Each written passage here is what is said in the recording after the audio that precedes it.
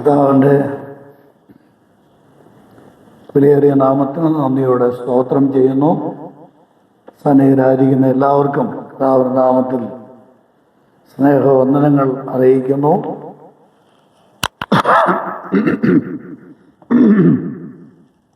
നമ്മൾ കേട്ടതുപോലെ സാധാരണ വെള്ളിയാഴ്ചയാണ് നമ്മൾ കൂടി വരാറുള്ളത് ബൈബിൾ ക്ലാസ്സിന് വേണ്ടി.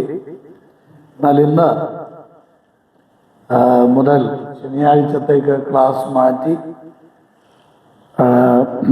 എനിക്കും ഇന്നാണ് കൂടുതൽ ഈ ആഴ്ചയെ സംബന്ധിച്ചിടത്തോളം കൂടുതൽ സൗകര്യം ഈ ദിവസമായിരുന്നു. എന്നാൽ ഓർത്ത പോലെ കൂടുതൽ പേർക്ക് സംബന്ധിക്കാൻ വേണ്ടിയുള്ള സൗകര്യത്തിലാണ് ശനിയാഴ്ചത്തേക്ക് മാറ്റിയത്. പക്ഷേ പതിവിലും കുറവാളുകളാണെന്ന് ഉള്ളത്. പല സാഹചര്യങ്ങളുണ്ടാവാം. നമ്മൾ ഇപ്പോൾ പ്രിയ ജോലി കുറിച്ച് ഞാൻ ഓർമ്മിപ്പിച്ചതുപോലെ വെളിപാട് പുസ്തകം 2-ാം അധ്യായത്തിലെ 4-ാമത്തെ സഭ ധീര സഭയെക്കുറിച്ചാണ് കഴിഞ്ഞ ക്ലാസ്സിൽ നമ്മൾ തുടങ്ങിയത്. ഈ സഭയെ സംബന്ധിച്ച് നമ്മൾ കണ്ട ഒരു പ്രധാനപ്പെട്ട കാര്യം, ഈ സഭയെ പൊതുവായി നമ്മൾ വിലയിരുത്തിയാൽ നമ്മൾക്ക് കിട്ടുന്ന ഒരു സമ്മാൻ സബ്സ്റ്റൻസ്, അതിൻ്റെ ചുരുക്കരൂപം പാപത്തോട് ഒത്തുതീർപ്പ് നടത്തിയ ഒരു സഭയാണ്. പാപത്തോട് കോംപ്രമൈസ് ചെയ്ത ഒരു സഭയായിട്ട് നമ്മൾക്ക് ഈ ധീര സഭയെ കാണാൻ സാധിച്ചു. പ്രധാനമായിട്ടും നമ്മൾ 3 കാര്യങ്ങൾ ചിന്തിച്ചു. ഒന്ന്, ഈ പട്ടണത്തെക്കുറിച്ച് ചില കാര്യങ്ങൾ കണ്ടു. 2, ഈ സഭയെക്കുറിച്ച് പൊതുവിൽ ചില കാര്യങ്ങൾ നമ്മൾ ചിന്തിച്ചു. 3-ാമതായിട്ട് ഒടുവിൽ നമ്മൾ കണ്ടത് ഈ സഭയെക്കുറിച്ചുള്ള കർത്താവിൻ്റെ പ്രശംസാവചനങ്ങളാണ്, കമൻറ്റേഷൻ. കർത്താവ് ഈ സഭയെക്കുറിച്ച് പറയുന്ന പ്രശംസാവചനങ്ങൾ. ഞാൻ സമയലാഭത്തിന് വേണ്ടി അത് ആവർത്തിക്കുന്നില്ല. അത് 19-ാം വാക്യത്തിലാണ് ഈ സഭയെക്കുറിച്ചുള്ള കർത്താവിൻ്റെ നല്ല വാക്കുകൾ നമ്മൾ കാണുന്നത്. എന്തൊക്കെയാ? നിന്റെ പ്രവൃത്തി, നിന്റെ സ്നേഹം, നിന്റെ വിശ്വാസം, ശുശ്രൂഷ, സഹിഷ്ണുത. വളരെ വിലപ്പെട്ട 5 ആത്മീയ യോഗ്യതകളും ആത്മീയ ക്വാളിറ്റീസും ഉള്ള ഗുണങ്ങൾ ഉള്ള ഒരു സഭയായിരുന്നു ഈ ത്രിയേക സഭ. എന്ന് വെച്ചാൽ പ്രായോഗിക ജീവിതത്തിൽ ഈ സഭ വളരെ മറ്റുള്ളവർക്ക് അഭികാമ്യമായ നിലയിൽ, അഥവാ സമൂഹത്തിൻ്റെ പ്രശംസയും അറിയിക്കത്തക്ക നിലയിൽ വർദ്ധിച്ച ഒരു സഭയാണ് ഈ ത്രിയേക സഭ. ഒരു രക്ഷിക്കപ്പെട്ട ദൈവത്തിൽ പ്രകടമാകേണ്ട 5 കാര്യങ്ങളായത്. ഈ 5 കാര്യങ്ങളും രക്ഷിക്കപ്പെട്ട ദൈവമക്കളിൽ പ്രകടമാകേണ്ടത്. ഒന്നുകൂടെ സൂക്ഷ്മമായി പറഞ്ഞാൽ, വ്യക്തമാക്കിയാൽ, ഒരാൾ രക്ഷിക്കപ്പെട്ടു എന്നുള്ളത് എങ്ങനെയാണ് തിരിച്ചറിയുന്നത്? എങ്ങനെയാണ് ഒരാൾ രക്ഷിക്കപ്പെട്ടതാണെന്ന് എങ്ങനെയാണ് അറിയുന്നത്? നമ്മുടെ നാടൻ ഭാഷയിൽ പറഞ്ഞാൽ ഞാൻ പലപ്പോഴും പറയാറുള്ള ഒരു കാര്യമാണ്, ചക്കയാണെങ്കിൽ തുന്നിച്ചു നോക്കാറുണ്ട്. എന്നാൽ രക്ഷിക്കപ്പെട്ടതാണോ അല്ലയോ എന്ന് എങ്ങനെ അറിയാൻ പറ്റുക? അപ്പോൾ അതിന് ദൈവജനത്തിൽ ചില മാനദണ്ഡങ്ങൾ വച്ചിട്ടുണ്ടല്ലേ. ചെല്ലു പറയുന്നത് നമുക്ക് വിധിക്കാൻ അവകാശം അല്ലേ? എത്ര എളുപ്പമാണെന്നറിയാം. നമുക്ക് വിധിക്കാൻ അവകാശമില്ല. അത് കർത്താവിൻ്റെ ജോലിയാണ്. അവൻ രക്ഷിക്കപ്പെട്ടതാണോ അവൾ രക്ഷിക്കപ്പെട്ടതാണോ അല്ലയോ എന്ന് നമ്മളെ വിധിക്കാൻ ഏർപ്പെടുത്തിയിട്ടുണ്ടോ? തീർച്ചയായിട്ടും നമ്മളത് ചെയ്യണം. ഇല്ലെങ്കിൽ ഒരു സ്ഥലം സഭയുടെ സാക്ഷ്യത്തെ അത് ബാധിക്കും. ദൈവവചനത്തിൽ അതിനുള്ള മാനദണ്ഡങ്ങൾ പറഞ്ഞിട്ടുണ്ട്. ആ മാനദണ്ഡങ്ങൾ വെച്ച് ഒരു വ്യക്തിയെ നമ്മൾ പഠിക്കണം. കർത്താവ് തന്നെ പഠിപ്പിച്ച അതാണല്ലേ, വൃക്ഷത്തെ തിരിച്ചറിയുന്നത് അതിൻ്റെ ഫലം കൊണ്ടാണ്. ഇതിനൊക്കെ ഒരുപാട് തെളിവുകളുണ്ട്. ഞാൻ അവിടേക്ക് ഇന്നും പോകാൻ നിവൃത്തിയില്ലല്ലോ. നമ്മുടെ പഠന ഭാഗത്ത് ഒതുങ്ങി നിൽക്കാൻ ആഗ്രഹിക്കും. ഈ 5 കാര്യങ്ങളും ഒരു രക്ഷിക്കപ്പെട്ട ദൈവത്തിൽ നിന്ന് ഉണ്ടാകേണ്ടതാണ്. ഒന്ന്, ആ പ്രവൃത്തി എന്ന് പറയുമ്പോൾ ആദ്യം നമ്മൾ കാണുന്ന പ്രവൃത്തി എന്ന് പറയുന്നത് ഞാൻ കഴിഞ്ഞ ക്ലാസ്സിൽ പറഞ്ഞു, എന്താ? ദൈവമക്കളോടുള്ള നമ്മുടെ വർത്തന രീതിയാണ്. അവരെ കരുതുന്നത്, ദൈവ സഭയെ സ്നേഹിക്കുന്നത്, ദൈവദാസന്മാരെ കരുതുന്നത്, സുവിശേഷ വേലയ്ക്ക് വേണ്ടിയുള്ള അധ്വാനം, ഇതെല്ലാം ഞാൻ ഉറപ്പായി പറയട്ടെ, രക്ഷിക്കപ്പെട്ട ഒരാളാണെങ്കിൽ തീർച്ചയായിട്ടും പറഞ്ഞ പക്ഷം ആദ്യകാലത്തെങ്കിലും ഇതുണ്ടായിരിക്കും. കുറെ കഴിയുമ്പോൾ ഇതൊക്കെ ചിലപ്പോൾ അതിൻ്റെ ഗ്രാഫ് താഴോട്ട് പോയെന്ന് വരാം. എന്നാൽ രക്ഷിക്കപ്പെട്ട ആദ്യകാലത്ത് അല്ലേ, ദൈവമക്കളെ വീട്ടിൽ കൊണ്ടുപോകാനും അവരെ കാണാനും അവരുടെ കൂടെ ഇരിക്കാനും ഒരുമിച്ച് പ്രാർത്ഥിക്കാനും ഒക്കെയുള്ള ഉത്സാഹം തീർച്ചയായിട്ടും രക്ഷിക്കപ്പെട്ട ആരംഭകാലങ്ങൾ തീർച്ചയായിട്ടും ഉണ്ടാകും അല്ലേ. അത് കാലക്രമേണ കുറഞ്ഞു പോകാമെങ്കിലും അപ്പൊ ഇത് രക്ഷിക്കപ്പെട്ടു എന്നുള്ളതിൻ്റെ അടയാളങ്ങളിൽ ഏറ്റവും പ്രധാനപ്പെട്ട ഒന്നാണ്. മാത്രമല്ല രണ്ടാമത് കാണുന്നത് സ്നേഹമാണ് അല്ലേ. ഇതൊക്കെ നമ്മൾ ചിന്തിച്ചത് കൊണ്ട് ഞാൻ വിശദീകരിക്കുന്നില്ല. വിശ്വാസവും സ്നേഹവും ഒന്നിച്ചു പോകുന്ന കാര്യങ്ങളാണെന്ന് നമ്മൾ കണ്ടു. ഏറ്റവും ഒടുവിൽ നമ്മൾ കണ്ടത് സഹിഷ്ണുതയാണ് അല്ലേ. രക്ഷിക്കപ്പെട്ട ഒരു ദൈവവൈതലിന് ഏറ്റവും പ്രധാനമായിട്ടും ഉണ്ടായിരിക്കേണ്ട അഥവാ ഉള്ള ഒരു നല്ല ഗുണമാണ് പെർസിവറൻസ് എന്ന് പറഞ്ഞാൽ സഹിക്കാനുള്ള പ്രാപ്തി. അത് കഷ്ടത സഹിക്കുന്നത് മാത്രമല്ല, നമ്മൾ ശ്രദ്ധിക്കേണ്ട ഒരു കാര്യം, കഷ്ടത സഹിക്കുന്ന കാര്യം. ഇപ്പം ഇന്ത്യ ആകെ അല്ലെങ്കിൽ കേരളത്തെ ആകെ പിടിച്ചുലച്ച ഒരു സംഭവമാണ് ആ 2 കന്യാസ്ത്രീകളെ അവിടെ അറസ്റ്റ് ചെയ്ത് 9 ദിവസം അവരെ തെറ്റിയിട്ടാണെന്ന് 9 ദിവസം അവരവിടെ സഹിക്കുകയായിരുന്നു. അതിനകത്ത് ആ കഷ്ടത സഹിക്കാൻ അവർ തയ്യാറായി. അവർ ഈ രക്ഷയോട് ബന്ധപ്പെട്ടൊക്കെ എത്രത്തോളം വന്നിട്ടുണ്ടെന്നുള്ളത് രണ്ടാമത്തെ കാര്യം. പക്ഷെ അവരെ കാര്യത്തിൽ ഉറച്ചു നിന്നു, കർത്താവിനെ തള്ളിപ്പറയാൻ തയ്യാറായി. ആ 3 പേര് അവർ കൊണ്ടുവന്ന ഒരു വീട്ടിലെ 3 പേര് അവരും കർത്താവിനെ തള്ളിപ്പറഞ്ഞില്ല. ഈ പ്രശ്നം വന്നുകൊണ്ട് ഞങ്ങൾ ക്രിസ്ത്യാനികളല്ല, ഇവർ ഞങ്ങളെ കബളിപ്പിക്കാൻ കൊണ്ടുവന്നതാ എന്ന് പറഞ്ഞ് അവർ രക്ഷപ്പെടാൻ ശ്രമിച്ചില്ല, അവർ സഹിച്ചു. അപ്പോൾ ഈ കഷ്ടത നമ്മൾ നേരത്തെ ചിന്തിച്ച പോലെ നമ്മുടെ ധൈര്യം വർദ്ധിപ്പിക്കുന്ന ഒരു കാര്യമാണ്. എവിടെ പ്രതികൂലം ഉണ്ടാകുന്നോ അവിടെ നമുക്ക് ധൈര്യമുണ്ടാകും, സ്വാഭാവികമാണ്. എതിർപ്പ് ഉള്ളിടത്ത് ഒരു പ്രത്യേക ധൈര്യം നമ്മൾക്കുണ്ടാകും. എന്നാൽ ഇവിടെ പറയുന്ന ഈ സഹിഷ്ണുത എന്ന് പറയുന്നത് കഷ്ടത സഹിക്കുന്നത് അല്ല, പ്രധാനമായിട്ടും കഷ്ടത സഹിക്കുന്നതല്ല. ഇവിടെ പറയുന്നത് എന്താണെന്നറിയാമോ? പ്രശ്നങ്ങളുടെ മുമ്പിൽ നമ്മൾ സ്വീകരിക്കുന്ന നിലപാടാണ്. ഒന്നുകൂടെ വ്യക്തമായിട്ട് പറഞ്ഞാൽ, സഭയിലൊരു പ്രശ്നമുണ്ടായിരുന്നിരിക്കട്ടെ, ഇനി സഭയിലെ കുടുംബത്തിലൊരു പ്രശ്നമുണ്ടായി, ഭാര്യയും ഭർത്താവും തമ്മിലൊരു അഭിപ്രായ വ്യത്യാസം, സഭയിലെ 2 വ്യക്തികൾ തമ്മിലൊരു അഭിപ്രായ വ്യത്യാസം. ഈ അഭിപ്രായ വ്യത്യാസം ഉണ്ടാകുമ്പോൾ ശരി ഒരു പക്ഷെങ്കിൽ നമ്മുടെ പക്ഷത്തായിരിക്കും, ശരി നമ്മുടെ പക്ഷത്തായിരിക്കും. എന്നാൽ ഒരു സഹോദരനെ നേടാൻ വേണ്ടി നമ്മൾ എന്ത് ചെയ്യുക? ആ സഹനമാണ് ഇവിടെ പറയുന്നത്. സഹിഷ്ണുത എന്ന വാക്ക് ഇവിടെ ഉദ്ദേശിക്കുന്നത് മൂലഭാഷയിലെ ശരിക്കുമുള്ള അർത്ഥം അതാ. ഞാനാണ് ശരിയെന്ന് തർക്കിച്ച് സ്ഥാപിക്കാൻ ശ്രമിക്കാതെ എന്ത് ചെയ്യണം? ഒരു സഹോദരനെ എനിക്ക് നേടണം, അതിനുവേണ്ടി ഞാൻ എന്ത് ചെയ്യണം? അതങ്ങ് സഹിക്കുകയാണ്, വിട്ടുവീഴ്ച ചെയ്യുകയാണ്. 69-ാം സങ്കീർത്തനത്തിലല്ലേ നമ്മൾ വായിക്കുന്ന ഒരു വാക്യം, കർത്താവിൻ്റെ സങ്കീർത്തനം അല്ലേ, 69-ാം സങ്കീർത്തനം മശീയ സങ്കീർത്തനമാണ്. ആ സങ്കീർത്തനത്തിൽ പറയുന്നത്, ഞാൻ കവർച്ച ചെയ്യാത്തത് തിരികെ കൊടുക്കേണ്ടി വരും.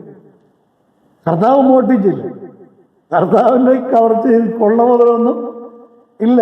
പക്ഷേ നീ കള്ളനാണ്, നിന്റെ കയ്യിൽ അതുണ്ട് എന്ന് പറഞ്ഞപ്പോൾ താൻ മോഷ്ടിക്കാത്ത മുതലും എന്ത് ചെയ്യുകയാണ്?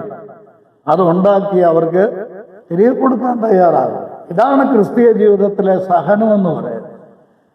അത് രക്ഷിക്കപ്പെട്ടവരിൽ പ്രകടമാകുന്ന ഒരു പ്രധാനപ്പെട്ട ഗുണവൈശിഷ്ട്യമാണ്. ഇത് കുടുംബജീവിതത്തിലാണെങ്കിലും പ്രത്യേകം ശ്രദ്ധിക്കണം.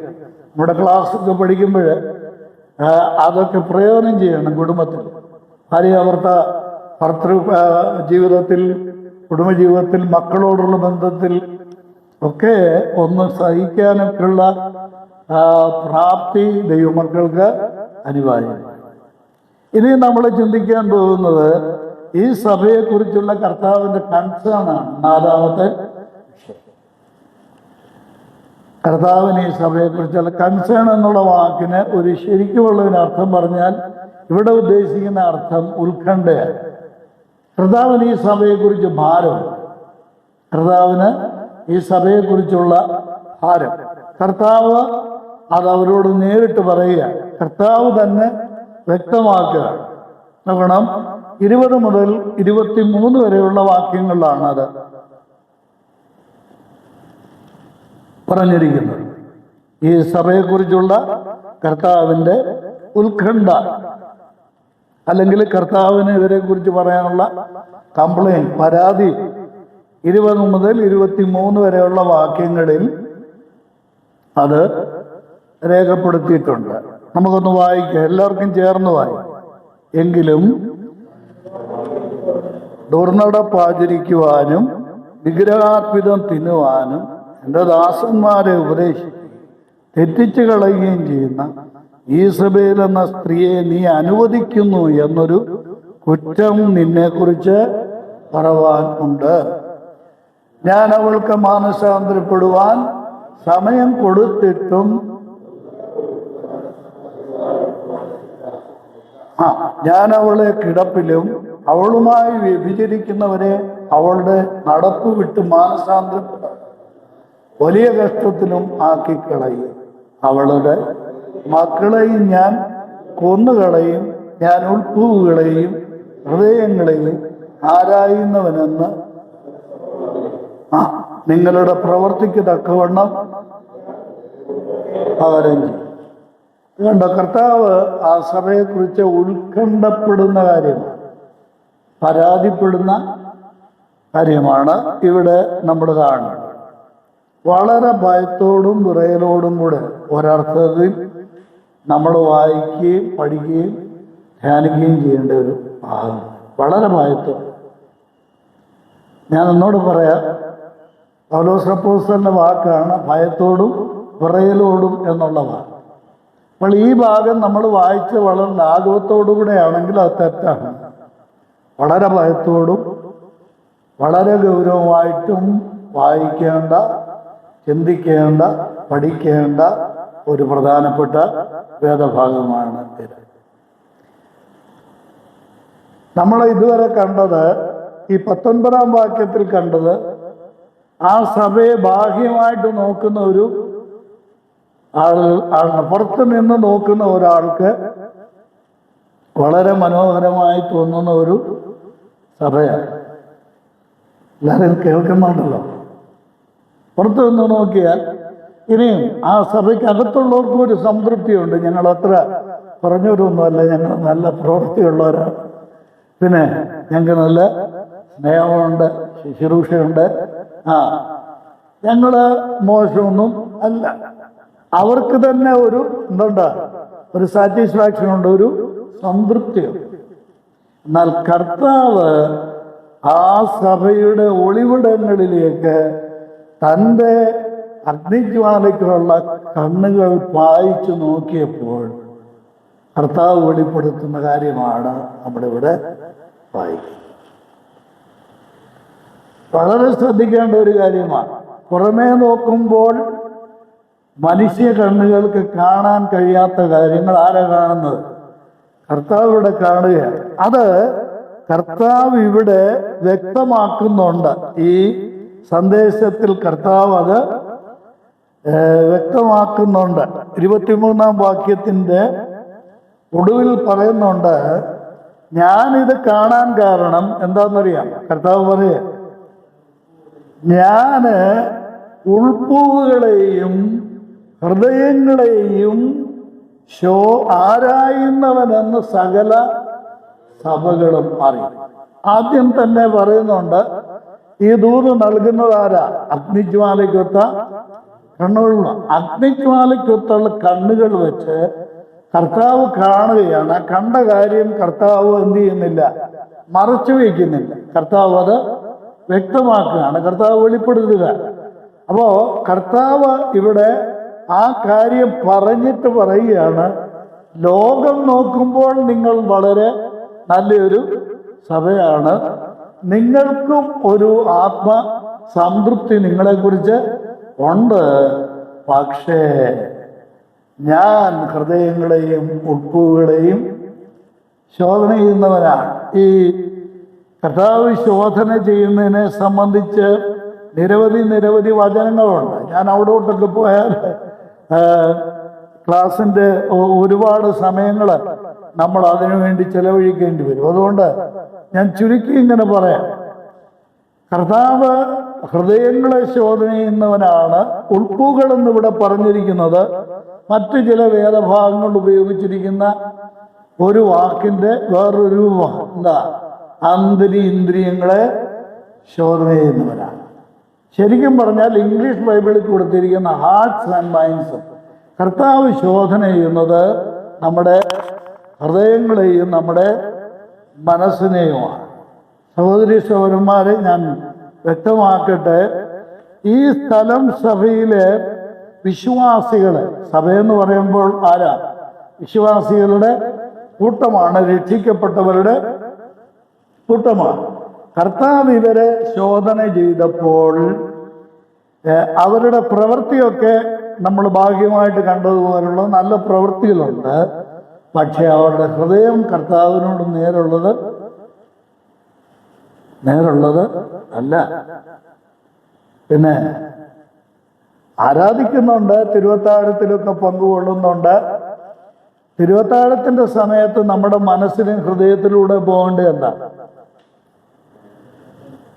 എന്താ നമ്മുടെ മനസ്സിന് ഹൃദയത്തിന്? എൻ്റെ പൊന്നു സഹോദരങ്ങളെ, ഞാൻ വ്യക്തമായിട്ട് പറയാൻ, ആവശ്യമില്ലാതെ കുഴപ്പങ്ങളൊന്നും വരുത്തി വെക്കും.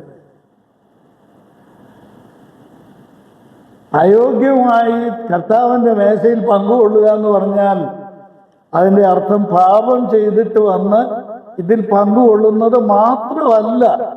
അയോഗ്യമായി കർത്താവിൻ്റെ മേശയിൽ പങ്കുകൊള്ളുക എന്ന് പറഞ്ഞാൽ തിരുവത്താഴത്തിൻ്റെ സമയത്ത് മനം അവിടെയും മിഴി ഇവിടെയും എന്ന് പറഞ്ഞ പോലെ ഇരിക്കുന്നതാണ്. കർത്താവിനെ ഓർക്കാതെ, കർത്താവിനെ ധ്യാനിക്കാതെ, ആ ക്രൂശ് കാണാതെ, ആ രക്തം കാണാതെ, ആ ശരീരത്തിലെ മുറിവുകൾ കാണാതെ നീ അപ്പവീഞ്ഞുകളിൽ പങ്കുകൊണ്ടാൽ വലിയ തെറ്റ ചെയ്യുന്നത്. ഇവിടെ നിന്റെ കൈകൊണ്ട്, എൻ്റെ കൈകൊണ്ട് മുറിച്ച് ഞാൻ വായിലോട്ട് വയ്ക്കുന്ന അപ്പം വേറൊരാൾക്ക് കാണാം, അല്ലെ? ആ പ്രവൃത്തി കാണാം. പക്ഷെ കർത്താവ് നോക്കുന്നത് എൻ്റെ ഈ അപ്പം മുറിച്ച് തിന്നുന്ന പ്രവൃത്തിയല്ല. കർത്താവ് നോക്കുന്നത് എൻ്റെ ഹൃദയത്തെ, എൻ്റെ മനസ്സിനെ. അതാണ് കർത്താവ് പറഞ്ഞത്, ഈ സഭയോട് പറഞ്ഞത്. എന്താ? ഞാൻ നിന്റെ ഹൃദയത്തെയും നിന്റെ മനസ്സിനെയും ശോധന ചെയ്യുന്ന ദൈവമാണ്. ഞാൻ ചോദിക്കട്ടെ, ഇവിടെ കുഞ്ഞൻചാനും ജോർജ് കുട്ടിച്ചാനും നമ്മുടെ സഹോദരനൊക്കെ ഇവിടെ ഉണ്ട്, റജിയൊക്കെ ഇവിടെ ഉണ്ട്. ഇവിടെ ഇരിക്കുന്ന ആരെങ്കിലും തിരുവത്താഴത്തിൽ പങ്കുകൊള്ളുമ്പോൾ കർത്താവിൻ്റെ കഷ്ടാനുഭവങ്ങളെയോ കർത്താവിനെയോ ധ്യാനിച്ചിട്ടോ ഓർത്തിട്ടോ ചിന്തിച്ചിട്ടോ ആണോ അല്ലയോ ഇവരിതിനകത്ത് പങ്കുകൊള്ളുന്നതെന്ന് അവർക്കറിയാൻ പറ്റും, കാണാൻ പറ്റുമോ? അത് ആർക്കേ കാണാൻ പറ്റും. അപ്പോൾ ലോകത്തിൽ ആർക്കും തങ്ങളുടെ കണ്ണുകൊണ്ട് കാണാൻ കഴിയാത്ത കാര്യം വ്യക്തമായിട്ട് കാണുന്നവനാണ് നമ്മുടെ കർത്താവ്. അതുകൊണ്ട് ദൈവസന്നിധിയിൽ വന്നിരിക്കുന്ന ദൈവജനം സൂക്ഷിക്കേണ്ടത്, ഏറ്റവും പ്രധാനമായി സൂക്ഷിക്കേണ്ടത് അവരുടെ ഹൃദയത്തെയും മനസ്സിനെയും. ഏത് പ്രവൃത്തിയുടെയും ഉത്ഭവ കേന്ദ്രം എന്ന് പറയുന്നത് എൻ്റെ ജീവിതത്തിൽ ഞാൻ നല്ലൊരു ശതമാനം പഠനത്തിന് ചെലവഴിച്ചിട്ടുള്ളത് എന്നെ അടുത്തറിയാവുന്നവർക്കറിയാം. ഈ രണ്ട് കാര്യങ്ങൾക്ക് വേണ്ടി, മനസ്സും ഹൃദയവും. ഇത് വളരെ നമ്മൾ ശ്രദ്ധിച്ച് പഠിക്കേണ്ട ഒരു കാര്യം. നമ്മൾ ആദ്യം ചൊവ്വാക്കേണ്ടത് നമ്മുടെ ഹൃദയവും മനസ്സും. ഇത് രണ്ടും ചൊവ്വായി കഴിഞ്ഞാൽ താനെ പ്രവൃത്തി അങ്ങ് ശരിയായി. ഞാനൊരു അല്പം താത്വികമായിട്ട് പറയട്ടെ. മനസ്സ് കൊടുക്കുന്ന ഓർഡർ അനുസരിച്ചാണ് ശരീരം പ്രവർത്തിക്കുന്നത്, അല്ലേ?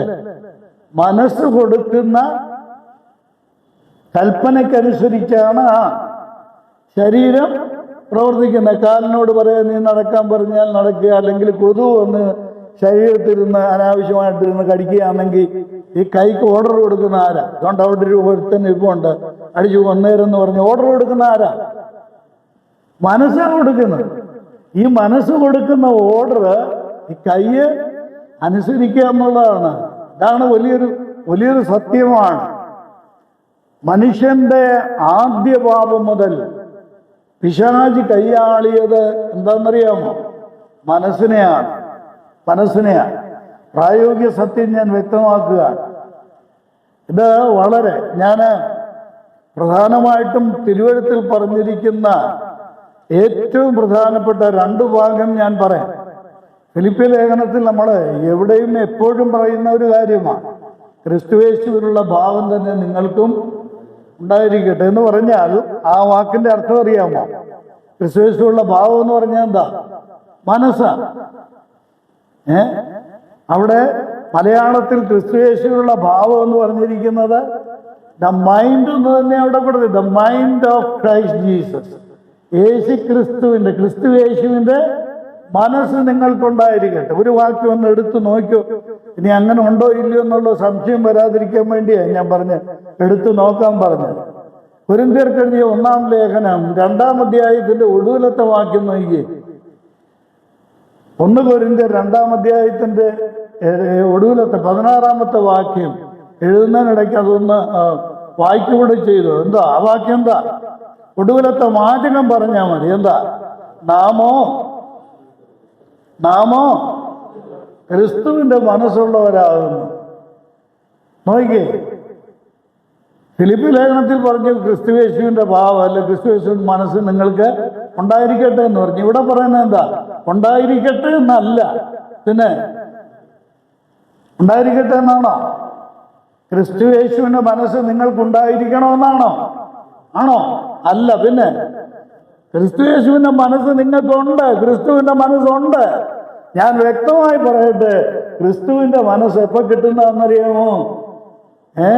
സ്വർഗത്തിലെ സകല ആത്മീയ അനുഗ്രഹത്താലും ദൈവം നമ്മെ അനുഗ്രഹിക്കുന്ന, നമ്മൾ രക്ഷിക്കപ്പെട്ട 1-ാമത്തെ നിമിഷത്തിൽ നമുക്ക് കിട്ടുന്നതാണ് അത് ക്രിസ്തുവിന്റെ മനസ്സ്. അർത്ഥം ഞാൻ പറയാം, ക്രിസ്തുവിന്റെ മനസ്സില്ലെങ്കിൽ അവൻ രക്ഷിക്കപ്പെട്ടവനല്ല, അവൻ ഗുണപ്പെട്ടവനല്ല.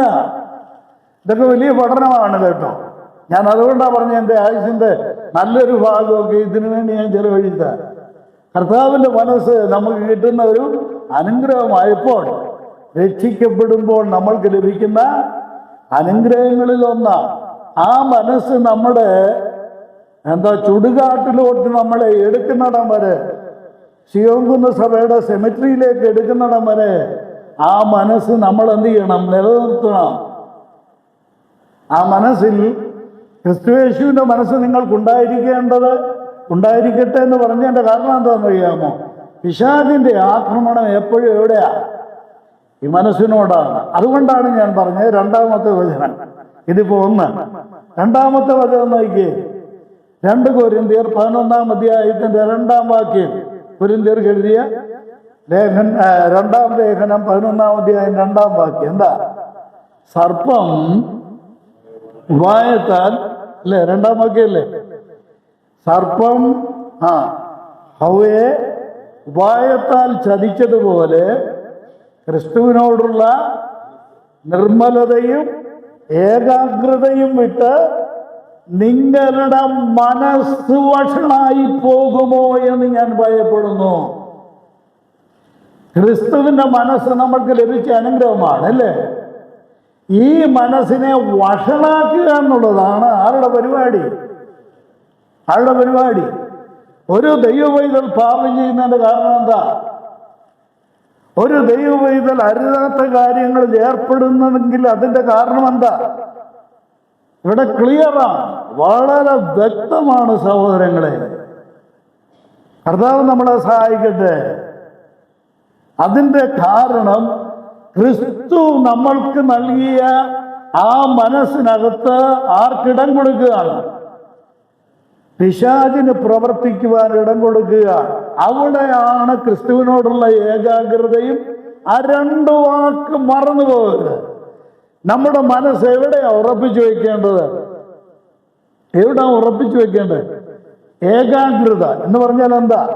മനസ്സ് ഉറപ്പിച്ചു വെക്കുന്നതിനെയാണ് എന്ത് പറയുന്നത്? നമ്മുടെ മനസ്സ് എവിടെ ഉറപ്പിച്ചു വെക്കേണ്ടത്? ക്രിസ്തുവിലാണ് ഉറപ്പിച്ചു വെക്കേണ്ടത്.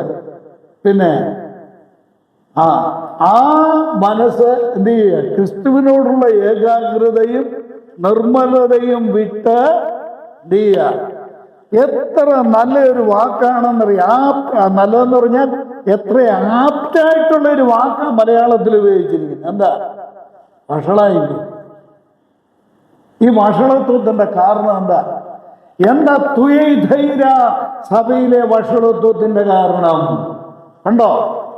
ഒരു സഭയിൽ ഒരിക്കലും ഉണ്ടാകാൻ പാടില്ലാത്ത ഏറ്റവും വലിയ വഷളത്വത്തിലേക്ക് തുയൈധൈര സഭ വീണുപോയി. കാരണം എന്താ?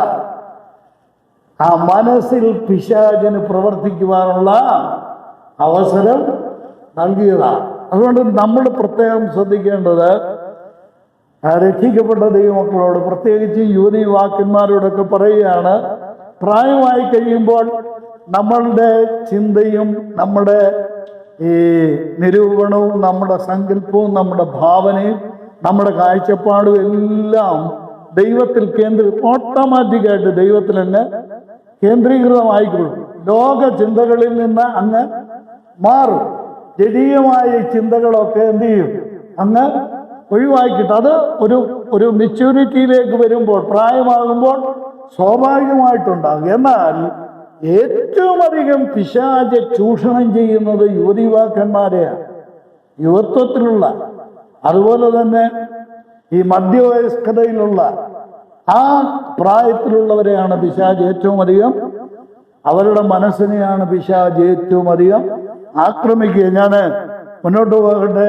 ഈ സഭയുടെ പ്രോബ്ലം, ഈ സഭയുടെ പ്രശ്നം എന്ന് പറയുന്നത് കർത്താവ് നോക്കിയപ്പോൾ കണ്ടതാണ്. എന്താ? അവരുടെ ഹാർട്ട്സ് ആൻഡ് മൈൻഡ്സ്, അവരുടെ ഹൃദയവും അവരുടെ മനസ്സും കർത്താവിനോട് നേരുള്ളത് ആയിരുന്നില്ല. ഞാൻ ഒരുപാട് വചനങ്ങൾ ഇതോട് ബന്ധപ്പെട്ട് ഞാൻ വായിച്ചു, ധ്യാനിച്ചു, ഞാൻ നോട്ട് ചെയ്തൊക്കെ വെച്ചിട്ടുണ്ട്. അതൊന്നും ഇവിടെ പറയുന്നില്ല, പറയാനുള്ള നേരമില്ല. അതുകൊണ്ടാണ് ഇന്ന് ഞാൻ ഈ തീർത്തിട്ടേ പോവുള്ളൂ. അതുകൊണ്ട് അതാണ് ഞാൻ അധികം വിശദമായിട്ട് പോകാത്തതിൻ്റെ കാരണം. ഈ സദൃശ്യവാക്യങ്ങളൊക്കെ വായിച്ചാലുണ്ടല്ലോ, അതുപോലെ ശലോമോനോടുള്ള ബന്ധത്തിൽ ദൈവം ദാവീദ് പറയുന്ന കാര്യങ്ങൾ, ഇതൊക്കെ നമ്മൾ നോക്കിയാൽ അവിടെ എല്ലാം കാണുന്നത് എന്താണെന്നറിയാമോ? നമ്മുടെ ഹൃദയത്തിലെ നേരാണ് ദൈവം നോക്കുന്നത്. നമ്മുടെ ഹൃദയത്തിൻ്റെ നിഷ്കളങ്കതയാണ്, നമ്മുടെ മനസ്സിൻ്റെ നൈർമല്യമാണ്. അതാണ് ദൈവം നോക്കുന്നത്. ഇവിടെ ഈ സ്ഥലം സഭയെ സംബന്ധിച്ചിടത്തോളം നമ്മൾ നേരത്തെ കണ്ട പല സഭകൾക്കുമുള്ള ബുദ്ധിമുട്ട് ഇവർക്കില്ല. ഇപ്പൊ നമ്മൾ ചിന്തിച്ച വിഷയത്തിൽ നിന്ന് നേരെ അങ്ങ് മാറുന്ന പോലുള്ള ഒരു ഇപ്പോഴത്തെ ഭാഷയിൽ പറഞ്ഞ ഒരു പിഷ്ടമാണ് ഇനി നമ്മൾ നടത്താൻ പോകുന്നത്. ഈ സഭയെ സംബന്ധിച്ചിടത്തോളം നോക്കിയേ, എഫേസോ സഭയാണെങ്കിലും സ്മുർന സഭയാണെങ്കിലും അതുപോലെ തന്നെ പെർഗമോ സഭ, ഈ സഭകളോടൊക്കെ ബന്ധപ്പെടുത്തി നോക്കിയാൽ അവരനുഭവിച്ച കഷ്ടപ്പാടുകളൊന്നും ഇവർക്ക് ഇല്ല, പീഡനങ്ങളൊന്നും ഇല്ല. ഇത് നമ്മൾ ചിന്തിച്ചല്ലോ, ഈ കാലഘട്ടമായപ്പോഴത്തേക്കും ഈ സഭയുടെ ഈ ത്വൈതൈര സഭയോട് ബന്ധപ്പെട്ടല്ല, ത്വൈതൈര വെളിപ്പെടുത്തുന്ന ഈ കാലഘട്ടം ഏകദേശം 6-ാം നൂറ്റാണ്ടിനോട് അടുപ്പിച്ചു വരും. അതിനു മുമ്പ് തന്നെ ആരംഭിച്ചു. സഭയ്ക്ക് പീഡനം തീർന്നു. 6-ാം നൂറ്റാണ്ട് മുതൽ 16-ാം നൂറ്റാണ്ട് വരെ സഭയ്ക്ക് എന്തുണ്ടായില്ല? രാഷ്ട്രീയമായ യാതൊരു പീഡനവും ഇല്ല. കാരണം എന്താ? സഭയ്ക്ക് രാജകീയ പരിവേഷം വന്നു. രാജകീയമായ അനുഭവത്തിലേക്ക് സഭ മാറി. അപ്പോൾ എന്തോ അവസാനിച്ചു? പീഡനം അവസാനിച്ചു. അതാണ് ഇവിടെ ത്വൈതൈര സഭയെ സംബന്ധിച്ച് പറയുമ്പോൾ അവരെ പുറത്തുനിന്നുള്ള പീഡനം അവർക്ക് ഇല്ല. ഇനി ശ്രദ്ധിക്കുക. അപ്പോൾ ഇവർക്കുള്ള പ്രശ്നം ബാഹ്യമല്ല, ഈ സഭയുടെ പ്രശ്നം ആന്തരികമാണ്. എക്സ്റ്റേണലായിട്ടുള്ള പ്രോബ്ലം അല്ല, പിന്നെ ഇന്റേണലായിട്ടുള്ള പ്രോബ്ലമാണ്. ഇനി മറ്റൊരു കാര്യം, ഈ ഇന്റേണലായിട്ടുള്ള പ്രോബ്ലം ആ സഭ വ്യക്തമായിട്ട് അറിഞ്ഞിട്ടില്ലെന്നുള്ളതാണ് ഏറ്റവും അപകടകരമായ കാര്യം. അല്ലെങ്കിൽ എല്ലാവരും വളരെ വളരെ ഉണർവോടുകൂടെ എന്നോട് സഹകരിക്കും. ഈ സഭയ്ക്ക് സംഭവിച്ച കുഴപ്പം എന്താണെന്നറിയാമോ? അറിയായികയാണോ? ഒരു പരിധി വരെ അറിയായിക അല്ല, പിന്നെ സഭ അതുമായിട്ടങ്ങ് പൊരുത്തപ്പെട്ടു. അവിടെയാണ് പ്രശ്നം. നോക്കിയേ, അവിടെ ഉപയോഗിച്ചിരിക്കുന്ന ഒരു വാക്ക് വളരെ ശ്രദ്ധിക്കേണ്ടതാണ്. 20-ാം വാക്യം നോക്കിയാട്ടെ. തെറ്റിച്ച് കളയുകയും ചെയ്യുന്ന ഈസബേൽ എന്ന സ്ത്രീയെ നീ അനുവദിക്കും. സഭ ഇതിനെന്ത് ചെയ്തിരിക്കുക? അനുവാദം കൊടുത്തിരിക്കുക. ഇവിടെ പ്രശ്നം തെറ്റാണെന്ന് അറിയാൻ പാടില്ലാത്തതല്ല കുഴപ്പം.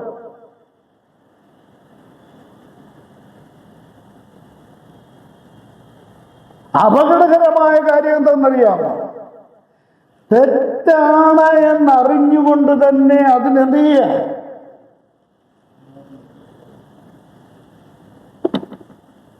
എന്താ ചെയ്യുന്നത്? വളരെ ഗൗരവകരമായ കാര്യമാണ്. സഭയ്ക്ക് പുറത്തു നിന്നുള്ള പീഡനമൊന്നും ഇല്ല, പക്ഷേ സഭയ്ക്കകത്ത് അതിരൂക്ഷമായ വലിയ പ്രശ്നം കൊടികുത്തി വാഴുക. കേൾക്കണേ, ഈ പ്രശ്നം എന്ത് ചെയ്യുക? സഭയ്ക്ക് അറിയാം, എന്നാൽ എന്ത് ചെയ്യാണ്? അനുവദിക്കുകയാണ്. അതിൻ്റെ കാരണം എന്തായിരിക്കും? നമുക്കെന്തായാലും ഇതിനകത്തൂടെ തന്നെ അങ്ങ് പോകാം. ഹൃദയങ്ങളെയും ഉൾപ്പുകളെയും ശോധന ചെയ്യുന്ന കർത്താവ് തൻ്റെ അഗ്നിജ്വാലയ്ക്കൊത്ത കണ്ണുകൾ കൊണ്ട് നോക്കിയിട്ട് ഈ സഭയോട് കർത്താവ് പറയുകയാണ്, നിന്റെ നടുവിൽ ഒരു ഗുരുതരമായ പാപം നിലനിൽക്കുന്നു. എന്താ പാപം? 20-ാം വാക്യത്തിൽ നമ്മൾക്ക് ഒന്നോടൊന്ന് ശ്രദ്ധിക്കാം. എന്താ? താൻ പ്രവാചകി എന്ന് പറഞ്ഞു. മലയാളത്തിൽ അത് വായിച്ചാൽ താൻ പ്രവാചകി എന്ന് പറഞ്ഞത് പറയുന്ന അതിനകത്ത് അർത്ഥം വരുന്നുണ്ട്. എന്നാൽ ഇംഗ്ലീഷ് ഭാഷാന്തരത്തിൽ നോക്കിയാൽ അവള് തന്നെ അവകാശപ്പെടുകയാണ്, ഞാൻ ആരാ? ഞാൻ പ്രവാചകിയാണ്. അവള് തന്നെ അവകാശപ്പെടുകയാണ്. ഇനിയും ഈ ഇസബേൽ എന്ന ഈ സ്ത്രീയെ സംബന്ധിച്ചിടത്തോളം ഞാൻ പഠിക്കാൻ ശ്രമിച്ചപ്പോൾ, എല്ലാവരും ഇവിടെ തന്നെ ഉണ്ടല്ലോ, വാസ്തവത്തിൽ ഇവരുടെ പേര് ഈസബേൽ എന്നുള്ള പേരുള്ള ഒരാൾ ആ സഭയിലുണ്ടോ? എന്നാലും ഒരു സ്ത്രീ ഉണ്ട്. പക്ഷെ അവളുടെ പേര് ഈസബേലൻ തന്നെ ആയിരിക്കുമോ? അവിടെയാണ് ഒരു വലിയ വിഷയം നിലനിൽക്കുന്നത് അല്ലേ? വേദപണ്ഡിതന്മാരുടെ അഭിപ്രായം എന്ന് പറഞ്ഞാൽ നമ്മളെപ്പോലുള്ള ആളുകളൊന്നും അല്ല, വലിയ പണ്ഡിതന്മാരുടെ അഭിപ്രായം ഇവർക്ക് കർത്താവ് ഇട്ട പേരായിരുന്നു.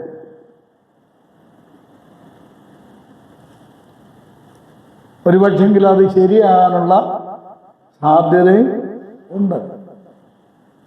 ഈസബേൽ എന്നുള്ളത് പഴയ നിയമത്തിലെ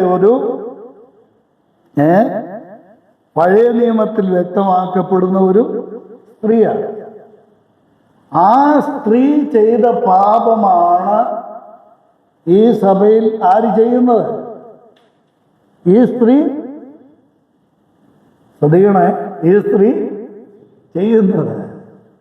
അപ്പോൾ അവൾ ചെയ്യുന്ന പാപം ഇവൾ ആവർത്തിക്കുന്നത് കൊണ്ട് കർത്താവ് അവളുടെ പേരെടുത്ത് ഇവൾക്കിട്ടതാവാനാണ് കൂടുതൽ സാധ്യത എന്നാണ് പണ്ഡിതന്മാരുടെ അഭിപ്രായം. ദയവായിട്ട് ഈ പഴയ നിയമത്തിലെ ആ സ്ത്രീയെക്കുറിച്ച് നമ്മൾക്ക് ഒരു എത്തിനോട്ടം മാത്രം നമുക്ക് നടത്താം എന്നാണ് ഞാൻ ആഗ്രഹിക്കുന്നത്. ഈ സ്ത്രീ, ഈ ഥിയതൈര സഭയിലെ ഈ സ്ത്രീ ചെയ്ത രണ്ട് കാര്യങ്ങൾ. ഒന്ന്, അവൾ ചെയ്ത ഒന്നാമത്തെ കാര്യം ഇമ്മോറാലിറ്റി.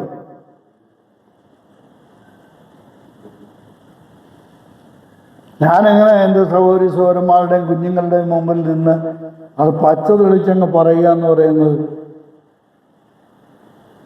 എങ്ങനെയാണ്? എന്നാൽ എനിക്ക് പറയാൻ ബുദ്ധിമുട്ടുള്ളതുകൊണ്ട് ഞാൻ വേദപുസ്തകത്തിൽ നിന്ന് വായിച്ച് കേൾപ്പിക്കല്ലേ. എന്നല്ല 21 വാക്യം നോക്കി.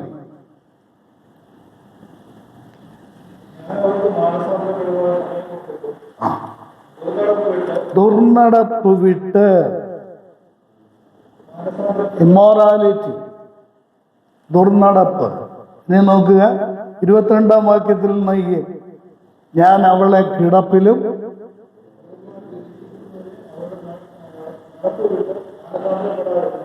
അത് മോൻ മാത്രം അങ്ങ് വായിച്ച പോരെ, എല്ലാവരും വായിച്ചെങ്കിലേ അത് പിടി കിട്ടുള്ളൂ. എന്താ പാപം?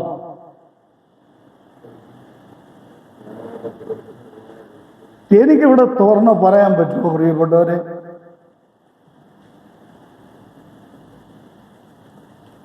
ഇതാണ് ഇവിടെ ചെയ്ത പാപം. ഇതാര് മാത്രമേ കണ്ടുള്ളൂ?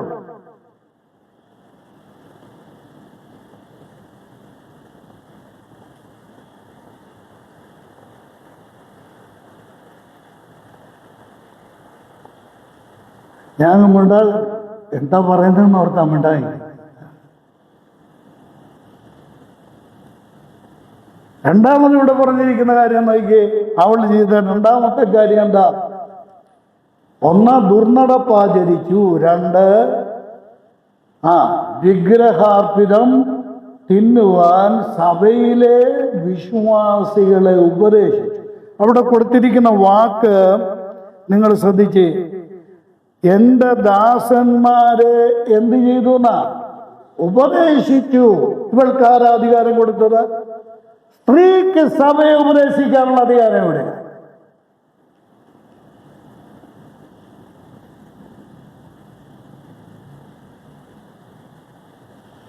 എവിടെ? ദൈവത്തിനും അനുവദിക്കുന്ന കാര്യമല്ല അത്. ഇവള് സ്വയം പ്രഖ്യാപിത പ്രവാചകയാണ്.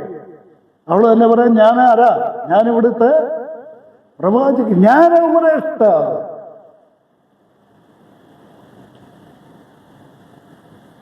നമ്മുടെ ഇത്ര ഗുരുതരമായ പാപമാണ് ഈ സ്ഥലം സഭയിൽ നിലനിൽക്കുന്ന. ഈ ത്വൈതൈര സഭയിൽ ഇത്ര ഗുരുതരമായ പാപമാണ് നിലനിൽക്കുന്നത്.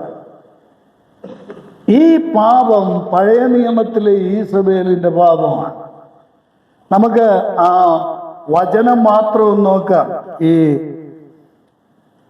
വിഗ്രഹങ്ങളോട് ബന്ധപ്പെട്ടുള്ള കാര്യം മാത്രം ഞാനൊന്ന് പെട്ടെന്ന് നോക്കി അങ്ങ് പോവാം. പഴയ നിയമത്തിലെ ഈസബേൽ രാജാക്കന്മാരുടെ 1-ാം പുസ്തകം 16-ാം അധ്യായത്തില് 30-31 വാക്യങ്ങൾ, 30-31 മാത്രമല്ല 30 മുതൽ 33 വരെയുള്ള വാക്യങ്ങൾ തത്സംബന്ധമായിട്ടുള്ള വിവരം അറിയാനുള്ള ഒരു വേദഭാഗമാണ്. രാജാക്കന്മാരുടെ 1-ാം പുസ്തകം, 1 രാജാക്കന്മാർ 16-ാം അധ്യായം എടുത്തവരൊന്ന് വായിച്ചു. 16-ന്റെ 30 മുതലുള്ള വാക്യം.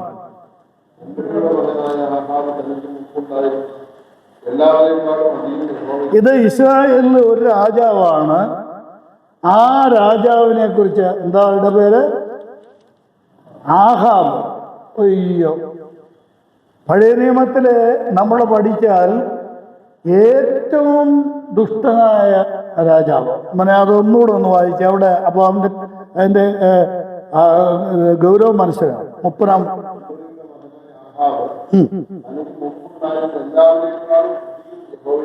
എന്റെ ദൈവം കണ്ടോ, തനിക്ക് മുമ്പുണ്ടായിരുന്ന എല്ലാ രാജാക്കന്മാരെക്കാളും അധികം എന്ത് ചെയ്തു? യഹോവയ്ക്ക് അനിഷ്ടമായുള്ളത് ചെയ്തു. ഇനിയും അടുത്തതാണ് ഈ ഇദ്ദേഹത്തിന്റെ വിവാഹ ബന്ധത്തിന്റെ കാര്യം പറയാം. നോക്കുക,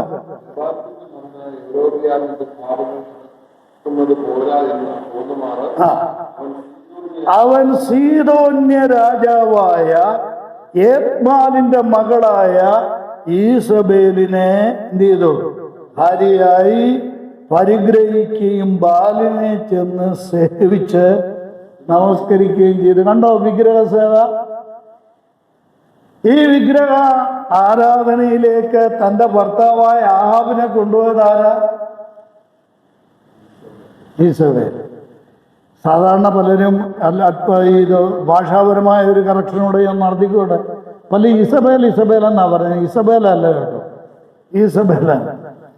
ഈ സ്ത്രീ നോക്കണം, ദൈവത്തിന്റെ ആത്മാവ് രേഖപ്പെടുത്തുക, സീദോന്യ രാജാവായ ഏത്മാലിന്റെ മകളായ ഈസബേലിനെ ഭാര്യയായി പരിഗ്രഹിക്കുകയും ബാലിനെ ചെന്ന് സേവിച്ചു. ഇനി അടുത്ത വാക്യം നോക്കിയാൽ ഗൗരവപരമായ മറ്റു കാര്യം.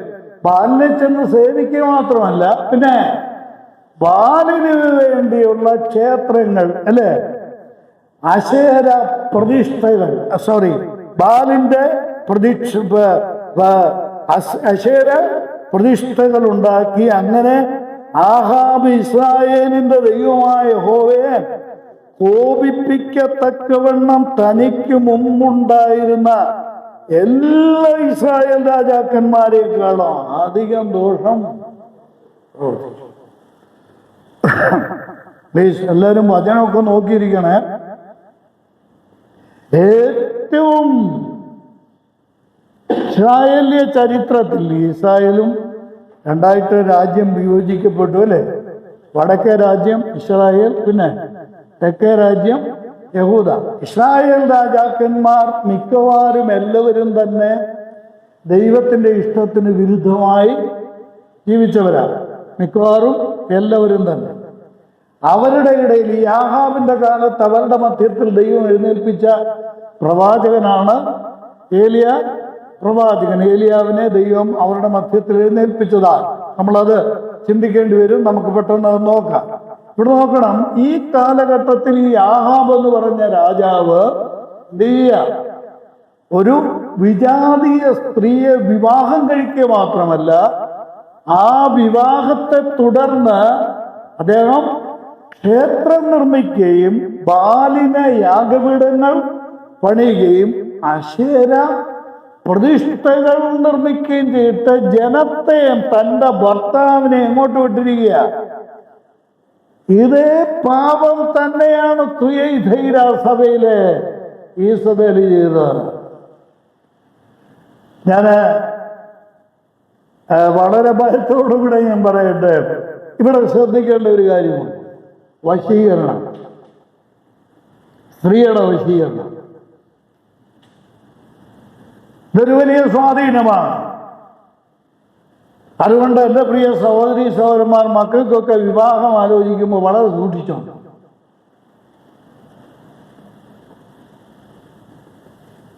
വളരെ ശ്രദ്ധിക്കണം. വേദപുസ്തകത്തിൽ ചുമ്മാതല്ല പറയുന്നത്. ഇണയില്ല പിണ കൂടരുതെന്ന് വെറുതെയല്ല പറയുന്നത്. ഇത് വളരെ ഗൗരവമായിട്ട് നമ്മൾ ചിന്തിക്കേണ്ട ഒരു കാര്യം. ഉൽപ്പത്തി പുസ്തകം മുതൽ ഈ വശീകരണ ശക്തി, സ്വാധീനത കാണാം. ഇവിടെ തുയൈര സഭ വരെ, വെളിപാട് പുസ്തകം വരെ നീണ്ടു കിടക്കുകയാണിത്. ശലോമോൻ ഇത് പറഞ്ഞിട്ടുണ്ട്. ഇത് വളരെ ശ്രദ്ധിക്കേണ്ട ഒരു കാര്യമാണ്. ദൈവസഭയെ മിസ്ലീഡ് ചെയ്യുവാൻ പിശാച് പലപ്പോഴും ഉപയോഗിക്കുന്നത് ഇങ്ങനെയുള്ള ബന്ധങ്ങളാണ്, അരുതാത്ത ബന്ധങ്ങളാണ്. ഞാൻ വേഗം പുതിയ നിയമത്തിലേക്ക് നമ്മുടെ പഠന ഭാഗത്തേക്ക് വരട്ടെ. ഈ ഇസബേലിനെ കണക്ക് ഈ സ്ത്രീ ചെയ്ത ഏറ്റവും വലിയ പാപമാണ് നമ്മളിവിടെ കാണുന്നത്. എന്താ? ഈ സഭയെ 20-ാം വാക്യത്തിൽ കാണാം. ഒരു സഭയെ എന്ത് ചെയ്യാണ്? മിസ്ഗൈഡ് ചെയ്യുകയാണ്, തെറ്റായ ദിശയിലേക്ക് നടത്തുകയാണ്. തിരുവെഴുത്തിന്റെ അടിസ്ഥാനത്തിൽ വ്യക്തമായി ഞാൻ പറയട്ടെ, എൻ്റെ വിഷയം ഇന്ന് അവിടേക്ക് പോകാൻ നിവൃത്തിയില്ല. ഇതൊക്കെ പഠിക്കുന്നുണ്ട്, നമ്മൾ അതെല്ലാം ചിന്തിക്കേണ്ടത്.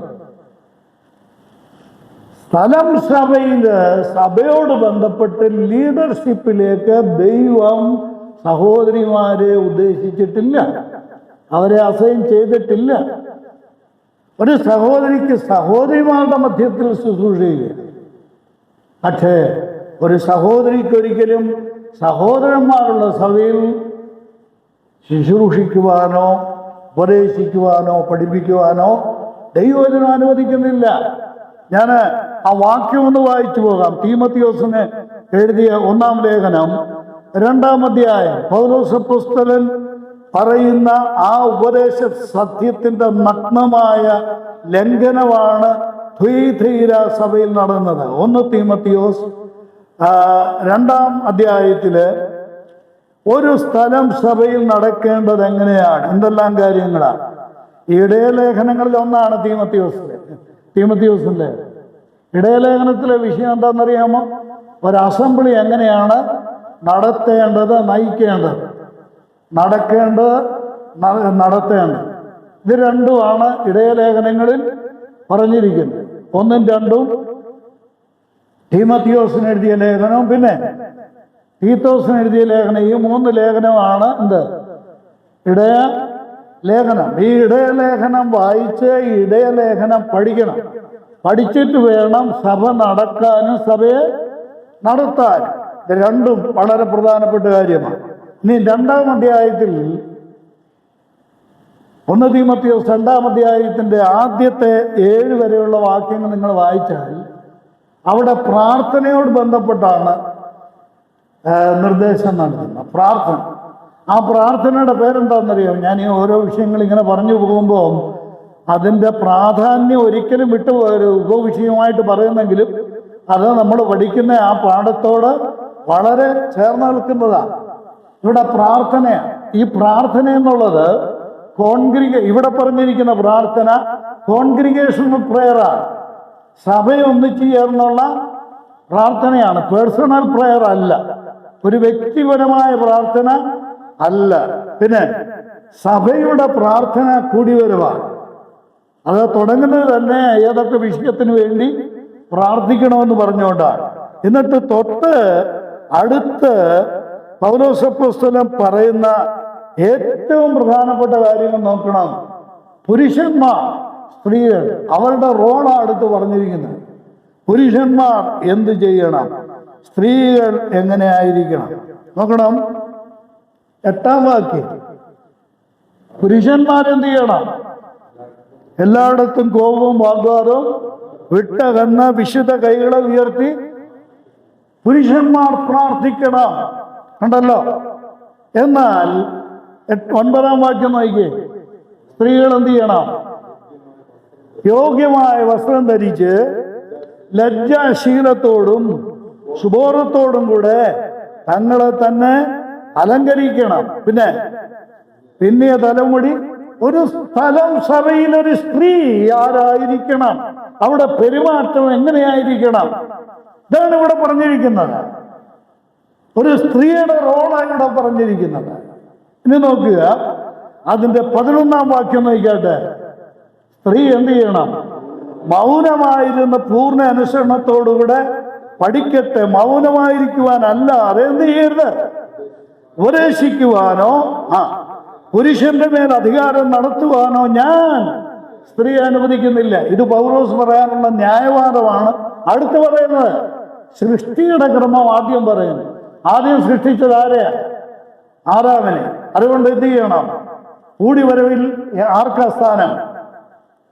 ആർക്കാ? പുരുഷനാ സ്ഥാനം. നീ തൊട്ടടുത്ത് പറയുന്നത് എന്താ? ലംഘനത്തിന്റെ കാര്യം. അതിലാരാ മുമ്പിൽ? സ്ത്രീയാ. അതുകൊണ്ട് അവളെന്ത് ചെയ്യണം? ഇതൊക്കെ നമ്മൾ വായിച്ചിട്ടുള്ള വേറെ ഭാഗം മനസ്സിലായി. ഒരു സ്ഥലം, സഭയിൽ ഒരു സ്ത്രീയുടെ റോൾ ഇവിടെ പറയാ. സഭയിൽ ഇത് നേരെ എന്ത് ചെയ്തു? ശീർഷാസനത്തിന് തല കീഴാക്കി വെച്ചു. സ്ത്രീ കയറി എന്ത് ചെയ്യാണ്? സഭയെ ഉപദേശിക്കുക. ഞാൻ ഈ ഭാഗം വായിച്ചോണ്ട് ഞെട്ടിപ്പോയൊരു കാര്യമുണ്ട്. ഇപ്പോഴല്ലേ കണ്ടോ ഇത് പഠിക്കുമ്പോൾ ഞെട്ടിപ്പോയൊരു കാര്യമുണ്ട്. നോക്കണം, അവിടെ എൻ്റെ ദാസന്മാരെ ഉപദേശിക്കുവാനും, പിന്നെ അടുത്തൊരു വാചകമുണ്ട് 20-ാം വാക്യത്തിൽ. എന്താ? ഉപദേശിക്കുക മാത്രമല്ല, പിന്നെ തെറ്റിച്ച് കളഞ്ഞു സഭയിലെ ആരെയാ? അവിടെ നോക്കിയേ, ആരെയാ? സഹോദരന്മാരെ അല്ല, പിന്നെ കർത്താവിന്റെ ദാസന്മാരെ തെറ്റിച്ച് കളഞ്ഞിരിക്കുന്നു. ഒരു സഭയിലെ കർത്തൃദാസന്മാർ വരെ എന്ത് ചെയ്തിരിക്കുക? എത്ര തീവ്രമായ, എത്ര ഗുരുതരമായ അനുഭവത്തിലാണ് ഈ തുയൈതൈന സഭ എത്തി നിൽക്കുന്നതെന്ന് എൻ്റെ സഹോദരന്മാരും സഹോദരിമാരും ദയവായിട്ടൊന്ന് ചിന്തിക്കണേ പ്രിയപ്പെട്ടവർ. ഇതിന് ലാഘവമായിട്ട് ഒരു സഹോദരി അവിടെ എന്തെങ്കിലും പറഞ്ഞെന്ന് കരുതി നമുക്കല്ല. ഇതിനെ ലാഘവമായിട്ട് കാണരുത്. വേദപുസ്തകം അതിനെ അനുവദിക്കുന്നില്ല. സ്ത്രീയുടെ ലീഡർഷിപ്പ് സഭയിൽ അനുവദനീയമല്ല.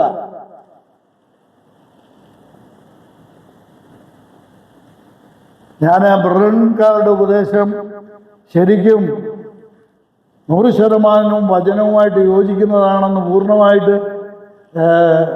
ബോധ്യപ്പെട്ടതിൻ്റെ അടിസ്ഥാനത്തിൽ ഞാൻ ബ്രദറുകാരൻ കേട്ടോ.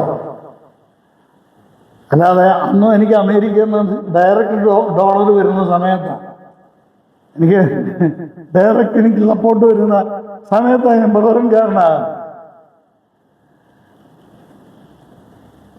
എന്താ കാരണം എന്നറിയാം? ഡോളറിനേക്കാൾ വലുതാണ് ഉപദേശമാണ്.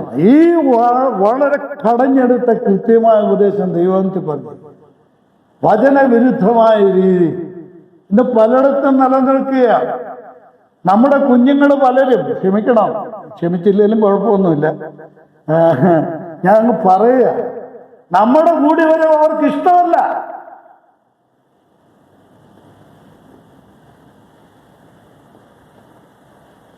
എന്താ കാരണം? നമ്മൾ ഇത്രയ്ക്ക് നിർബന്ധം പിടിക്കുന്നത് അവർക്ക് സഹിക്കുകയില്ല. എൻ്റെ സഹോദരങ്ങളെ, വളരെ ഗൗരവമായി ഈ ദൈവവചനാശയങ്ങളെ നമ്മൾ ഉൾക്കൊള്ളണം. കർത്താവ് അതിനെ ലളിതമായി കണ്ടില്ല. ദുർനടപ്പ് ആചരിച്ചു. 2 വിഗ്രഹാർപ്പിതം തിന്നാൻ ഉപദേശിച്ചു. എന്ത് സംഭവിച്ചു? ജനം തെറ്റിപ്പോവുകയാണ്. സഭ അവിടെ തെറ്റിപ്പോവുക. ഞാൻ വേഗം മുന്നോട്ട് പോകണമല്ലോ. ഈ കാലഘട്ടത്തിൽ സംഭവിച്ചൊരു കാര്യമാണ്. ഈ തുയൈതൈന സഭയുടെ ഈ കാലഘട്ടത്തിൽ ഈ ദുരുപദേശം അവൾ പഠിപ്പിച്ചത് അത്ര കണ്ട് നമ്മൾ ഈ സ്ത്രീയെ ചെറുതായി കാണരുത്.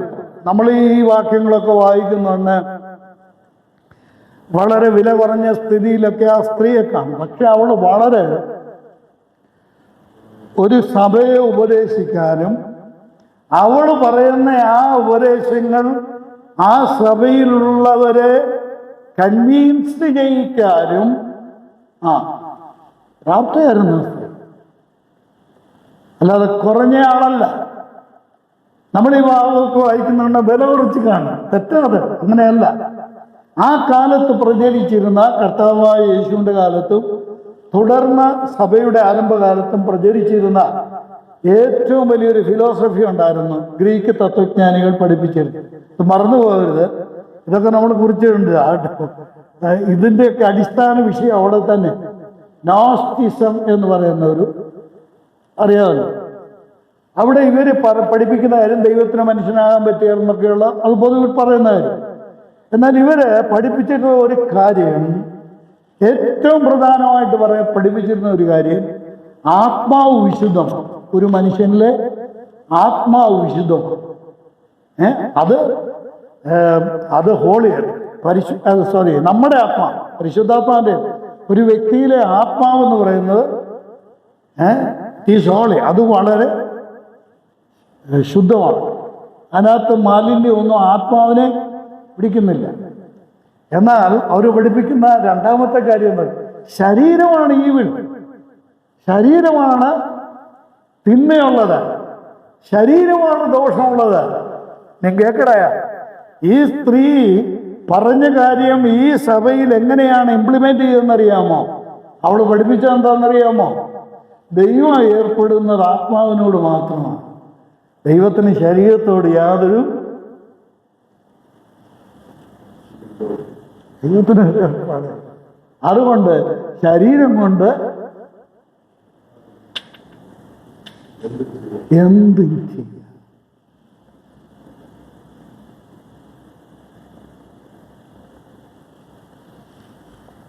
ആകണം. എത്ര ഗൗരവതരമായ ഒരു ഫിലോസഫിയാണ് ഇത്. ഗ്രീക്കിൽ തത്വജ്ഞാനികൾ പഠിപ്പിച്ചുകൊണ്ടിരുന്ന കാര്യം അത് ഈ സഭയിൽ അവളെ പഠിപ്പിച്ചു എന്ന് മാത്രമല്ല, അത് അവളെ ബോധ്യപ്പെടുത്തിയവിടെയുള്ളവരെ ബോധ്യപ്പെടുത്തിയെന്ന് മാത്രമല്ല, ആ പാപം ചെയ്യാൻ, ഈ രണ്ട് പാപങ്ങളും ചെയ്യുവാൻ, ഇമ്മോറാലിറ്റിയും പിന്നെ വിഗ്രഹാർപ്പിതം ഭക്ഷിക്കുവാനും, ഈ രണ്ട് പാപവും ചെയ്യുവാൻ ജനത്തെ എന്ത് ചെയ്തു? തെറ്റിച്ചു കളഞ്ഞു. ഇതാണ് തുയൈഥൈര സഭയിലുണ്ടായ ഏറ്റവും ഗൗരവമായ, ഏറ്റവും ഗതികെട്ട ഒരു കാര്യം. അവൾ തെറ്റിച്ചു. ഞാൻ ഒരു വിഷയം കൂടെ ഇതിനോട് ചേർത്ത് പറയട്ടെ. കൊരിന്ത്യർ ലേഖനം നമ്മൾ പഠിച്ചാൽ, കൊരിന്ത്യർക്ക് എഴുതിയ 1-ാം ലേഖനം പഠിപ്പിച്ചാൽ, ഈ രണ്ട് ഭാവവും സഹോദരന്മാർക്കൊക്കെ എന്നെ ഒന്ന് സപ്പോർട്ട് ചെയ്യും. ഈ രണ്ട് ഭാവവും ഇവിടെ ഉണ്ടായിരുന്നു. ദുർനടപ്പും ഉണ്ടായിരുന്നു, വിഗ്രഹാർപ്പനം. പക്ഷേ അവിടെ ശ്രദ്ധിക്കേണ്ട ഒരു കാര്യം എന്താണെന്നറിയാമോ? കൊരിന്ത് സഭയിൽ ഒരൊറ്റയാളും പഠിപ്പിച്ചില്ല ഇത് ശരിയാണെന്ന് പഠിപ്പിച്ചു. അവിടെ വിഷയം. ഈ രണ്ട് ഭാവവും ശരിയാണെന്ന് കൊരിന്ത് സഭയിൽ ഒരൊറ്റ ഉപദേഷ്ടവും പഠിപ്പിച്ചില്ല. ഇവിടെ എന്താ സംഭവിച്ചത്? തെറ്റിച്ചു കളഞ്ഞു, ദൈവജനത്തെ തെറ്റിച്ചു കളഞ്ഞു. ഞാൻ വളരെ എളിമയോടെ ഓർമ്മിപ്പിക്കട്ടെ, ദൈവസഭയെ നയിക്കുവാനും നിയന്ത്രിക്കുവാനും ദൈവമാക്കി വച്ചിരിക്കുന്ന ദൈവരാഷ്ട്രം. ഏത് കാര്യത്തിൽ ദൈവജനത്തോട് യോജിക്കുന്നതല്ല എന്ന് കണ്ടാൽ അതായിക്കോട്ടെ എന്ന് ഒരിക്കലും സമ്മതിച്ചു. സഭയുടെ ഐക്യം പ്രധാനമാണ്. സഭയുടെ ഐക്യം പ്രധാനമാണ്. പക്ഷേ അതിനേക്കാൾ പ്രധാനമാണ് ദൈവജനത്തിലെ ഉപദേശം. അതിന് സഭയിലെ ഐക്യം നഷ്ടപ്പെടുത്തത്തക്ക വിധത്തിൽ ഏർപ്പെടരുത്. ചെയ്യേണ്ടത് എങ്ങനെയാണെന്നറിയാമോ? വ്യക്തിപരമായി എന്ത് ചെയ്യണം? ആ ഉപദേശം പഠിപ്പിക്കുന്നയാളിനെ കറക്റ്റ് ചെയ്യുകയും ആളിനെ കറക്റ്റ് ചെയ്തതിനു ശേഷം ദൈവസഭയെ ശരിയായ ഉപദേശം പഠിപ്പിക്കുകയും ചെയ്യും. വളരെ ദുഷ്കരം എന്നല്ല, ഏറ്റവും ശ്രമകരമായ ഒരു ദൗത്യമാണ്. അത് നമ്മൾ നിറവേറ്റുകയും അറിയാം. ഞാൻ ഒന്ന് രണ്ട് കാര്യങ്ങൾ ഇതോട് ചേർത്ത് ഒന്ന് പറഞ്ഞു പോകട്ടെ. ഈ സ്ത്രീ ചെയ്ത ഈ പാപം ദൈവസഭയ്ക്ക് ഏറ്റവും അധികം ദോഷം ചെയ്തു. ആ സഭയെ മലിനം ആക്കി.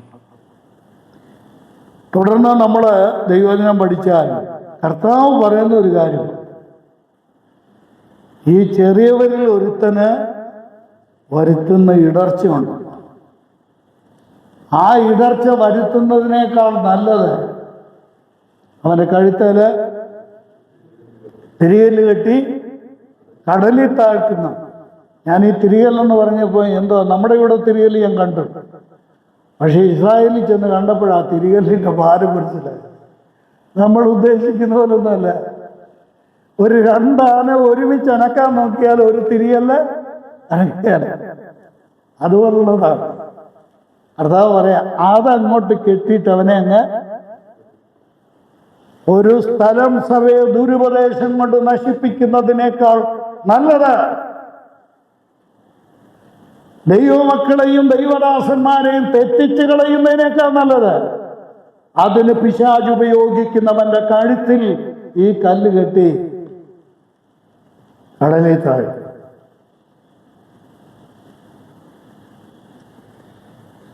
വളരെ പ്രാധാന്യം നമ്മളിത്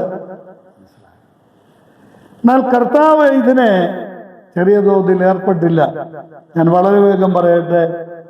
ഈ സ്ത്രീയുടെ അവസാനം നമ്മൾ രാജാക്കന്മാരുടെ 2-ാം പുസ്തകം 9-ാം അധ്യായത്തിൻ്റെ 30-31 വാക്യങ്ങളിൽ 30 മുതൽ 37 വരെയുള്ള വാക്യങ്ങളിൽ ഈസബേൽ നിന്ന് വന്ന ന്യായവിധിയെക്കുറിച്ച്, യേഹൂദന്റെ കാലത്ത് ഇവിടെ എന്ത് ചെയ്യുന്നറിയാമോ, കുളിച്ച് കണ്ണിൽ മഷിയൊക്കെ എഴുതി കിളിവാതിലൂടെ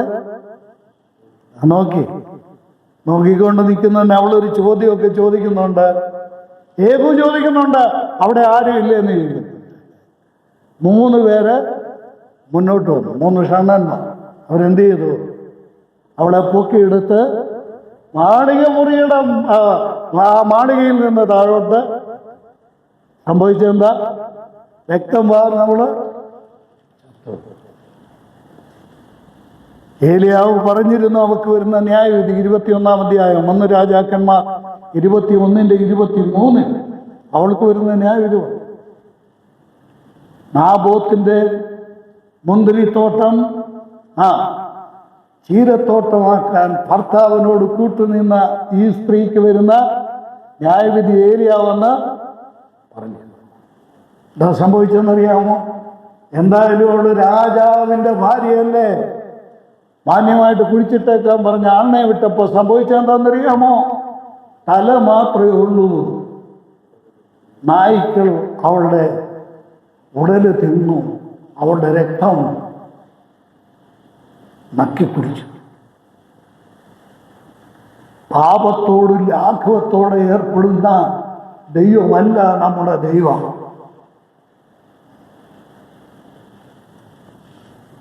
ദഹിപ്പിക്കുന്ന അഗ്നിയാണ്. ഇനി നമുക്ക് ഇവിടോട്ട് വരാം. ഇവിടെ കർത്താവ് പറയുന്നതാണ്, എൻ്റെ കർത്താവിൻ്റെ സ്നേഹം അവിടെ ഞാൻ ഓർത്ത ദൈവത്തെ മഹത്വപ്പെടുത്തും. എന്താ അവിടെ പറയുന്ന കണ്ടോ? 21-ാം വാക്യം, മാനസാന്തരപ്പെടുവാൻ സമയം.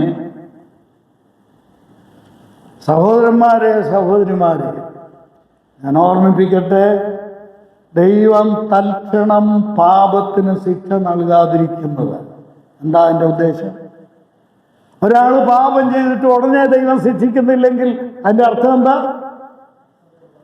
സമയം തരും. എന്തിന്? നമുക്കിന്ന് രാത്രി നമ്മുടെ കർത്താവിനോട് പറയാം, കർത്താവേ, എനിക്ക് മാനസാന്തരപ്പെടുവാൻ അവിടുന്ന് തന്ന സമയത്തിനായി സ്തോത്രം. തക്ക സമയങ്ങളിൽ മാനസാന്തരപ്പെടുവാൻ എന്നെ പ്രാപ്തയാക്കിയ അവിടുത്തെ കൃപയ്ക്കായി. എന്നാൽ അവൾക്ക് സമയം കൊടുത്തിട്ടും അവൾ എന്ത് ചെയ്തില്ല?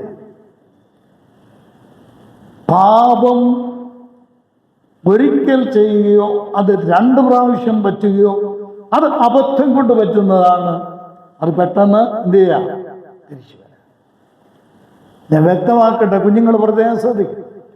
ഒരേ പാപത്തിൽ തുടർന്ന് പോയിക്കൊണ്ടേയിരുന്നാൽ മനസ്സ് കഠിനമാവും. പിന്നെന്ത് ചെയ്യല?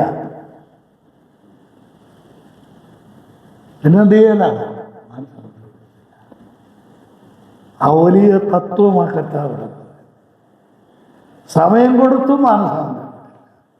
സഹോദരങ്ങളെ, ഞാൻ വായിച്ചു പോകട്ടെ. മനസ്സില്ല എന്നുള്ള വാക്ക്, അവൾക്ക് മനസ്സില്ല. ആ വാക്ക് വളരെ പ്രധാനമല്ല, അടിയിൽ വരച്ചിട്ടേക്കണം. മനസ്സില്ല, മനസ്സാണ് പ്രശ്നം. മാനസാന്തരപ്പെടാൻ മനസ്സുണ്ടോ? നിനക്ക് സൗഖ്യമാകാൻ മനസ്സുണ്ടോ? കർത്താവ് ചോദിക്കുക, നിനക്ക് മനസ്സുണ്ടോ? എനിക്ക് പലവട്ടം മനസ്സായിരുന്നു, നിനക്കോ? കോഴി തന്നെ കുഞ്ഞുങ്ങളെ ചേർത്തോളൂ, നിന്നെ ചേർത്തോളുവാൻ പലവട്ടം മനസ്സായിരുന്നു, പക്ഷേ നിനക്കോ മനസ്സായില്ല. മനസ്സ് വെക്കാമോ? കണ്ടോ? നിനക്കോ മനസ്സില്ല. കർത്താവ് പറയുകയാണ്, ഞാൻ അവളെ കിടപ്പിലാണ്. അവളുമായി വ്യഭിചരിക്കുന്നവരെ അവളുടെ നടപ്പ് വിട്ട് മാനസാന്തരപ്പെടാതിരുന്നാൽ വലിയ കഷ്ടതയിലുമാക്കിക്കളെ. അവളുടെ മക്കളെയും ഞാൻ കൊന്നുകളെ. ഭയത്തോടെ, ഇതാണ് ഞാൻ പറഞ്ഞത്, ഭയത്തോടും പ്രേരോടും വായിക്കേണ്ട, ധ്യാനിക്കേണ്ടത്. കർത്താവ് നമ്മളെ സഹായിക്കട്ടെ.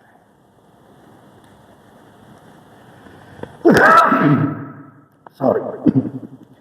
ഈ സ്ത്രീ ഇങ്ങനെ ഈ സഭയുടെ നേതൃത്വത്തിൽ വരാനുണ്ടായ ഒരു സാഹചര്യം ഞാൻ പറയട്ടെ എന്ന് ഞാൻ പറഞ്ഞല്ലോ.